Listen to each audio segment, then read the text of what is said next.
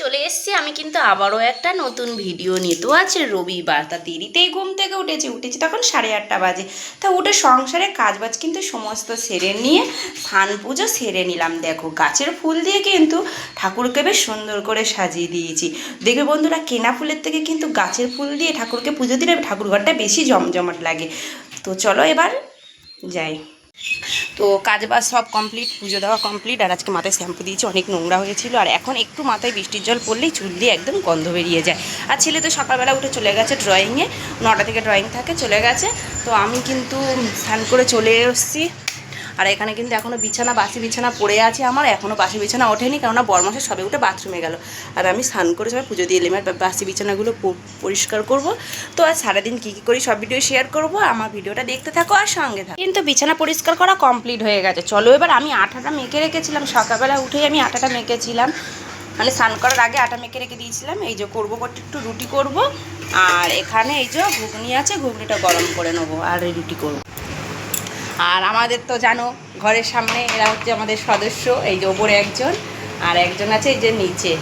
এখন দুজন আছে, যেটা রুটি করে দুজনকে দুটো রুটি দেবো। বন্ধুরা টিফিন খাওয়া তো কমপ্লিট, আর বরমশাই তো বাজার করেও এনে দিয়েছে। তো আজ কী রান্না করছি দেখছে, বৃষ্টি, ঝিরিঝিরি বৃষ্টি তো শুরু হয়ে গেল। আর বৃষ্টি পড়ছে বাইরে, বৃষ্টির সঙ্গে কি খাওয়া দাওয়া চলে বন্ধুরা, বিরিয়ানি। তো দেখো এখানে আলু কিন্তু আমি সিদ্ধ করে নিয়েছি, এখানে শসা নিয়ে নিয়েছি, স্যালাড করব। আর এখানে কিন্তু আলুটাকে ভাজছি। এখানে পেঁয়াজ বেরেস্তা করা আমার হয়ে গেছে। এখানে দেখো পেঁয়াজ টেজ কাটা, এখানে ভাতের হাঁড়ি বসিয়েছি। তো ভাত বসাইনি এখনো, জল গরমটা বসিয়েছি।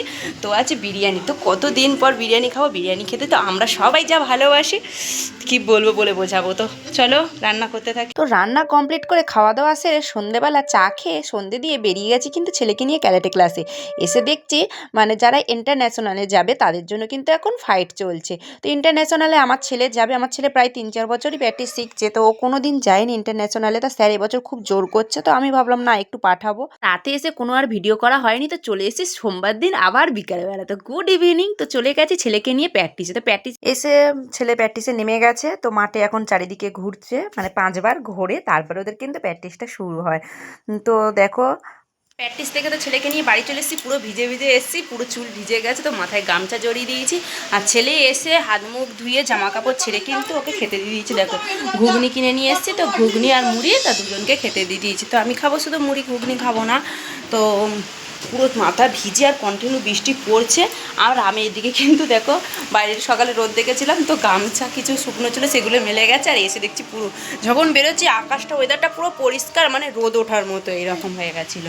যদি 3:45 বেরিয়েছিল, আকাশটা এত সুন্দর পরিষ্কার ছিল, ভাবলাম মনে হয় আর বৃষ্টি হবে না, কিন্তু আবার বৃষ্টি শুরু হয়ে গেল। তো প্র্যাকটিস 6টার মধ্যে ছুটি দিয়ে দিয়েছে, 4:30 থেকে 6টার মধ্যে ছুটি দিন হলে 6:30টায় ছুটি দেয়, বৃষ্টির কারণে ছুটি দিয়ে দিয়েছে তাড়াতাড়ি। আজকের মতো ভিডিওটা এইখানে শেষ করলাম। তো আজকে ভিডিওটা কেমন লাগলো কমেন্ট করে জানিও। টাটা।